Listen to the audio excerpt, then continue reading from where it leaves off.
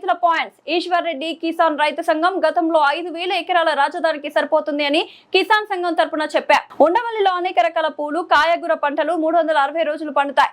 ఈ ప్రాంతం వ్యవసాయానికి పెట్టింది పేరు. పూలింగ్, నాన్ పూలింగ్ అని ఇచ్చారు. ఇవ్వని వాళ్ళు 9.2 ఫారం ఇవ్వమని కోరారు. అధికారులు ఇచ్చాము, మరి ఇప్పుడు భూములు ఇవ్వమని రైతులను ఇబ్బంది పెడుతున్నారు. దాడి చేసే కల్చర్ ఇక్కడ లేదు. రైతులతో గొడవకు దిగిన ఏ ప్రభుత్వం నిలబడదు.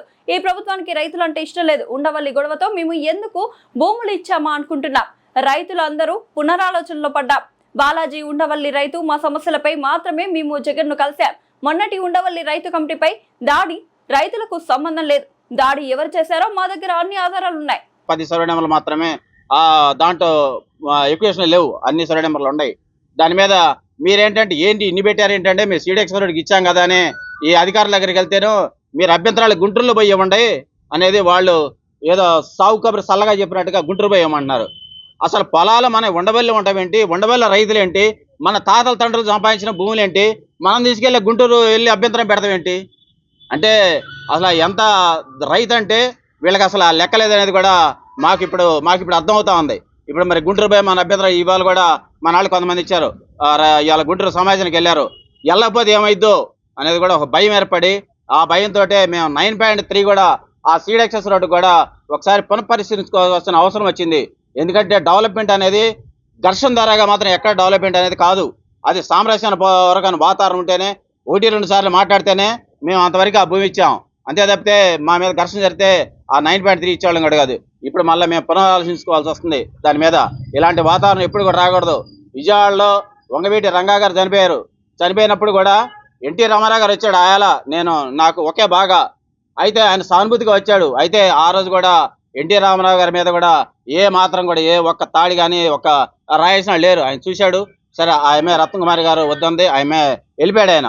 అలాంటి వాతావరణం ఉంటేనే వైద్య కానీ ఎవరన్నా ఈ కొనుగోలుదారులు కానీ బయ్యర్లు కానీ ఇలాంటి వాతావరణం వస్తే ఇది మొత్తం సోషల్ మీడియాలో మొత్తం ఆల్రెడీ మొత్తం వెళ్ళిపోయినప్పుడు ఈ రాజధానిలో పెట్టుబడి పెడతానికి కూడా బ్రేక్ అవుతారనేది కూడా మా అభిప్రాయంగా ఉంది. బ్రేక్ అవుతాం అంటే కొనుగోలుదారులు ఎక్కడైనా సరే గొడవ ఉండే కాడ కొనుగోలుదారులు ఎప్పుడు రారు, గొడవ లేని కాడే వస్తారు. ఒకప్పుడు తాడేపల్లిలో విపరీతమైన గొడవలు ఉండే ఒక 40 సంవత్సరాల క్రితం. ఇప్పుడు అవన్నీ పోని ఏ క్లాస్గా ఉంది. మరి బైపాస్ రోడ్డు ఉంది, మరి అది ఎవరు డెవలప్ చేశారు? ఆటోమేటిక్ డెవలప్ అయింది. ఆ రోడ్డు పడగానే డెవలప్ అయింది. మరి గజం మరి అపార్ట్మెంట్లు ఆ కల్చరల్ వచ్చింది అక్కడ. మరి ఏం గొడవ లేవు కాబట్టి అదే గొడవలు ఉంటే ఎప్పుడు వెనకబడిపోతాం. ఇలాంటి వాతావరణంలో ఇప్పుడు మళ్ళీ మేము పునరాలోచించుకోవాల్సి వస్తుందనేది కూడా మీ అందరి ముందు నేను విజ్ఞప్తి చేస్తూ నాకు ఈ అవకాశం ఇచ్చిన మీడియా మిత్రులందరూ కూడా నేను తెలియపరుస్తూ ఉండవల్లి రైతాంగం కూడా మొత్తం ఈరోజు కార్యక్రమం ఎంత త్వరగా పెట్టుకోవాలనేది ఫస్ట్ మొన్న జరిగిన సంఘటన మూలకన మీడియా మిత్రులను ఆహ్వానించి ఇక్కడ విషయం ఏంటంటే ఉండవల్లిలో ల్యాండ్ పూలింగ్కి 25% మాత్రమే ఇచ్చారు. మిగిలిన 75% రైతులు భూములు ఎందుకు ఇవ్వలేదంటే ఇది అత్యంత ఖరీదైన ఏరియా, అందరికీ తెలుసు. మొట్టమొదట మా గ్రామం లేదు ల్యాండ్ పూలింగ్లో. తర్వాత 10 రోజులు ఆలోచించుకొని వీళ్ళు డెవలప్ అయిపోతే మేము వెనకబడిపోతామనే ఆలోచనతో వాళ్ళు మా గ్రామాన్ని ఇంకా దాంతోపాటు ఒక 7-8 గ్రామాలు ఇంక్లూడ్ చేసుకున్నారు. ఎలాంటి పరిణామ క్రమంలో మేము ఎందుకు ఇవ్వట్లేదు ఈ 12 సంవత్సరాల నుంచి పోరాటం చేస్తానే ఉన్నాం. ఆ రోజు నుంచి కూడా ఏ రోజైతే ల్యాండ్ పూలింగ్ నోటీసులు ఇచ్చారో అప్పటి నుంచి కూడా పైన ఉన్న రైతులు 10 లక్షలు 20 లక్షలు హైయెస్ట్ అంటే ఒక 50 లక్షలు ఉండొచ్చేమో వాళ్ళ భూములు. ఇక్కడ ఆ రోజే 2014లోనే 7-8 కోట్లు 10 కోట్ల వరకు నడిచినాయి. అన్ని అపార్ట్మెంట్లు మీ పక్కన ఉన్న అపార్ట్మెంట్లు కూడా గతంలో కట్టినాయి. 2014 తర్వాత మాకు ఎక్కడా కూడా ఒక పర్మిషన్ కూడా ఇవ్వాల ఇక్కడ ఉన్న భూములు ఉన్న రైతులకు ఎవరికి కూడా. దానికి తోడు ఈ ఉన్న భూమి కొద్దిపాటి భూమి కూడా తీసేసుకోవాలనే ప్రయత్నం చేస్తున్నారు. ఇంకొక విషయం ఏంటంటే సీడ్ యాక్సెస్ రోడ్ అంటున్నారు. దానికంటే ముందు కరకట్ట డెవలప్ చేసుకోవాలి. కరకట్ట మీద రోజు వెళ్తున్నారు సీఎం గారు. కరకట్ట ఎందుకు డెవలప్ చేయలే? ఆ సీఎం గారు వెళ్ళారు, పాత సీఎం ఇద్దరు సీఎంలు కూడా అటే వెళ్ళారు. దానికి ఆల్రెడీ పాత గవర్నమెంట్లో ఒక 150 కోట్లు శాంక్షన్ చేసి అది ఇంప్లిమెంటేషన్ జరగల. అదే చేసి ఉంటే ఈ సీడ్ యాక్సెస్ రోడ్ గొడవ ఉండేది కదా ఫస్ట్. అది కాక మాది టౌన్కి అందుబాటులో ఉన్న ప్రదేశం. దీన్ని ఎవరో కూడా మల్టీ క్రాప్స్ అంటే అన్ని పంటలు పండితే అసలు మా ఊర్లో పండని పంట అంటూ లేదు ఒక లెక్కలో చెప్పాలంటే. ఇలాంటిది ఇంత దగ్గరలో ఉన్న టౌన్కి ఇంత దగ్గరలో ఉన్న భూమి ఇవ్వాలంటే ఏ రైతు కూడా ఇష్టపడట్లేదు ఫస్ట్. ఇంకోటి ఈ సీఎం గారు మా ఊర్లోనే ఉన్నారు, పాత సీఎం గారు మా ఊరి మీదకి వెళ్ళేవాళ్ళు.